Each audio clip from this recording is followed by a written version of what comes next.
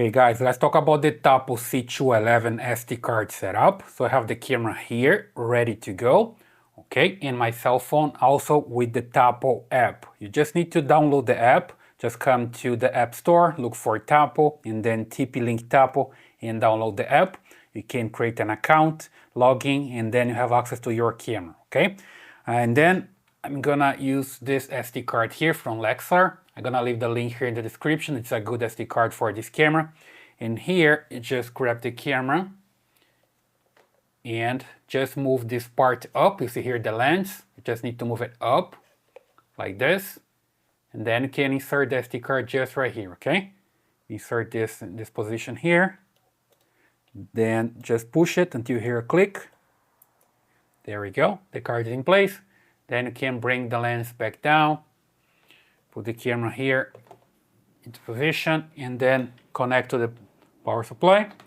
There we go. I'm just connecting here, and you see that becomes red, steady red, and the camera is going to boot up. Do the pen movement in the horizontal, and then the tilt movement in the vertical, and it starts working. If you have the camera already working with the setup, it's going to ask to format the SD card, okay? So I'll just wait for a while. The SD card is not formatted. Please format it according to the app guidelines.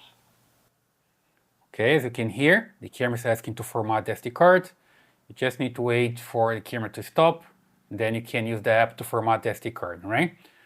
When you see here the LED green, that means the camera is ready to go. So if you have your camera ready here on your app, let me just open mine here and connect to the camera and just put the camera back there.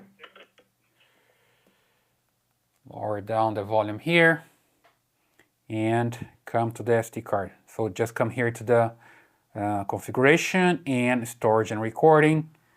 And from here, see local recording is disabled because the SD card is not formatted yet. So I come here to local storage and format my SD card. Click here, format. Wait for it to finish. There we go. Format successfully. The SD card is good now.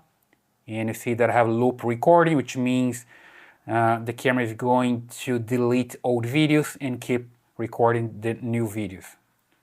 Super good. Come back here, local recording. It's enabled. The schedule is good.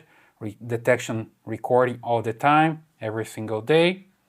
And also just make sure that come here on detection and you see that motion detection is enabled, person detection is enabled as well. So when there's motion in front of the camera, it's going to start recording, okay? So super simple, basically the camera working with the SD card. So that's the way you can set up your SD card for the Tapo C211 and other Tapo cameras. I hope that helps.